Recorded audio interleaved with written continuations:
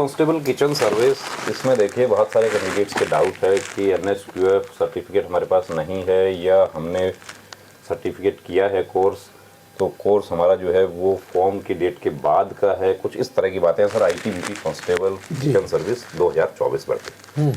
Sir सबसे पहले तो आपका धन्यवाद करना चाहेंगे कि आपने हमें समय दिया इतना, और स्वागत है आपका हमारे चैनल में। हमारे स्टूडेंट्स के लिए आपने समय निकाला।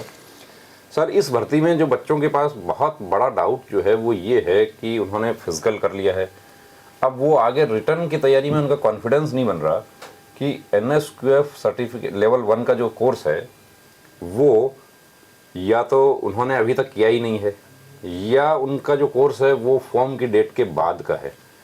तो जो नोटिफिकेशन है वो इस बारे में क्या कहता है? आपने जैसे नोटिफिकेशन देखा। हाँ, जो नोटिफिकेशन है, नोटिफिकेशन के जो कंटेंट हैं जी, उसमें there are 2 qualifications prescribed. One is the matriculation, 10th pass जिसको आप कहते हैं, secondary examination, and another is the NSQF level 1। तो नेशनल स्किल क्वालिफिकेशन फ्रेमवर्क जो है, ये 2 क्वालिफिकेशन में से एक क्वालिफिकेशन को इन्होंने फिर फर्दर स्पेसिफाई किया कि चूंकि इसके बेसिस पे डेट ऑफ बर्थ को हम कैलकुलेट करेंगे जी, तो जिस दिन कैंडिडेट फॉर्म सबमिट करेगा, the date of submission of the online application form, या वो जो कट ऑफ डेट दिया उस दिन जो मेट्रिकुलेशन का सर्टिफिकेट होगा वो वैलिड प्रूफ माना जाएगा एज के लिए।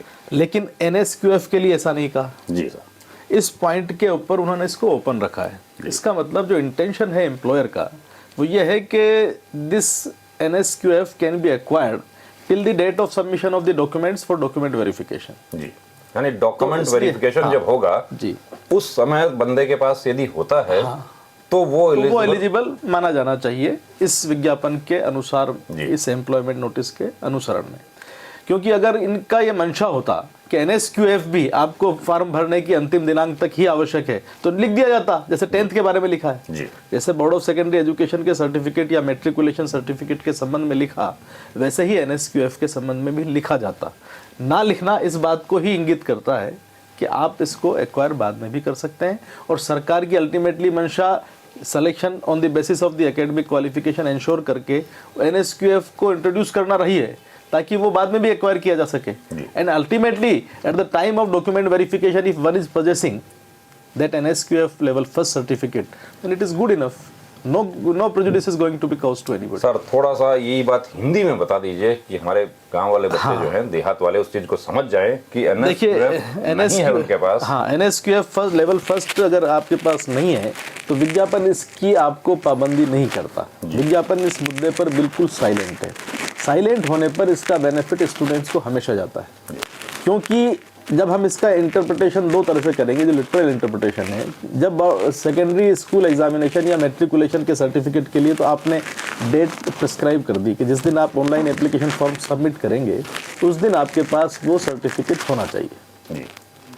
यदि यही मंशा एनएसक्यूएफ लेवल 1 के संबंध में भी होती तो उसके लिए भी प्रिस्क्राइब कर देते। ऐसा ना करना अपने आप में इस बात को इंगित करता है, इंडिकेट करता है कि दिस सर्टिफिकेट में भी एक्वायर्ड, बाद में भी अर्जित किया जा सकता है, तो कर लेना चाहिए।